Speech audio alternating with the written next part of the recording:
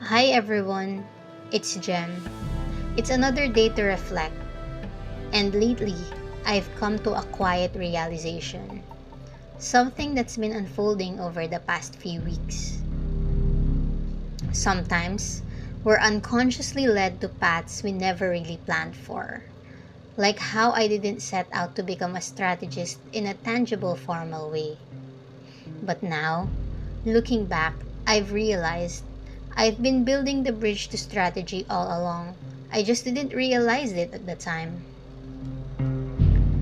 I'm in a new season of my career right now. Still early into it, but it's already revealing layers of myself I hadn't quite put into words before. I'm helping clients who come in with creative needs, but because of many reasons, the biggest one being lack of time, most of them don't have a plan, no clear brief, sometimes not even clarity on what their brand actually stands for. And what I've found is that through all these years of helping people and clients with their design deliverables, I'm not just helping them execute, I'm helping them untangle their strategy by visualizing it. For some, they actually have a strategy, they're just not fully aware of it. Sometimes, a client knows what they want to achieve, but they don't know how to get there. And that's where I come in, helping them sort through the fog, make sense of ideas, and find a way forward. That's when it hit me. This isn't new for me. This is something I've grown into as I move forward with my Ikagai. I think my earliest memory of doing anything strategic was back in college. I had this marketing subject where we had to create a full business plan. It was for a business we wanted to build in the future, and somehow I came up with a plan for a game development company that helped brands get known through subtle advertising, basically integrating ads within games. I remember really enjoying the process of connecting dots, figuring out not just how to make something look good, but how to make it work. And I didn't know it at the time, but that project planted the seed. I didn't jump straight into what I do now after college. I actually started as a web developer. Then I became a marketing manager. And about 5 years after graduating, I was tapped by a local agency to consult on brand strategy. I still remember the deliverables, a strategy document, a presentation deck, and even a video of me walking through the whole thing. I was doing that as a gig, while also working as a designer. Back then, I didn't think to call myself a strategist. I just knew I wanted to help people. Help them build businesses by collaborating and organizing ideas. One of the biggest tools I leaned on then and now is mind mapping. I use it for myself, for client projects, and eventually I started teaching it. At first, I thought it was just a creative process tool, a way to brainstorm and visualize ideas. But now I realize that was strategy at work. I was using mind maps to untangle big abstract ideas, make connections, zoom out to see the big picture, and then zoom in to act on it.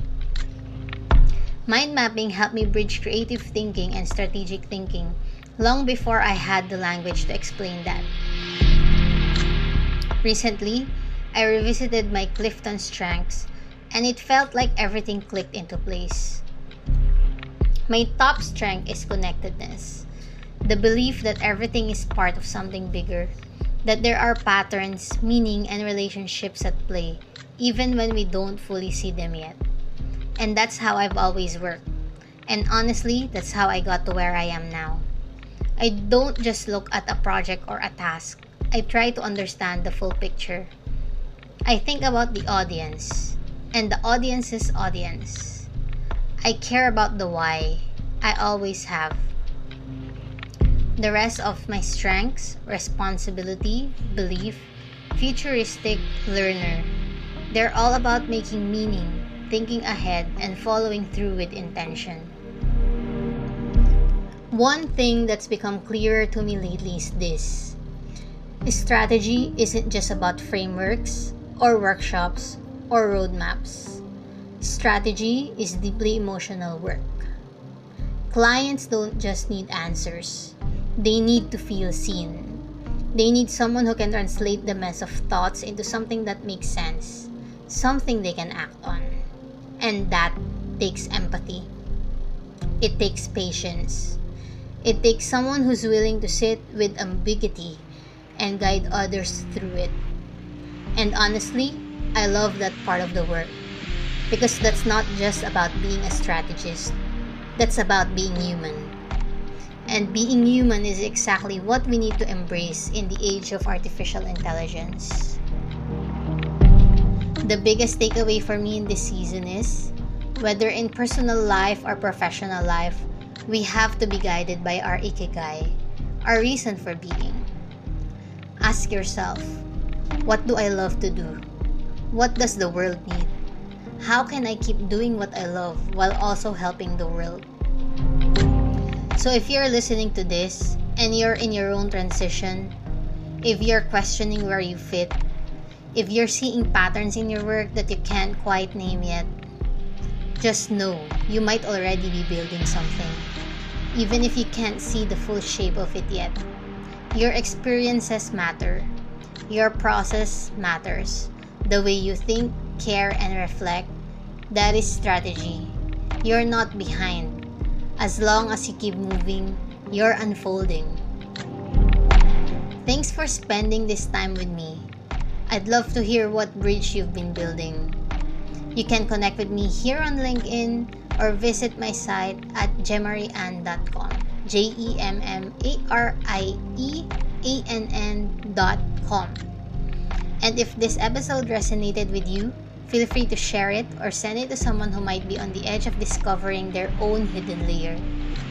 Until next time, keep creating with clarity and keep listening to what your journey is trying to show you.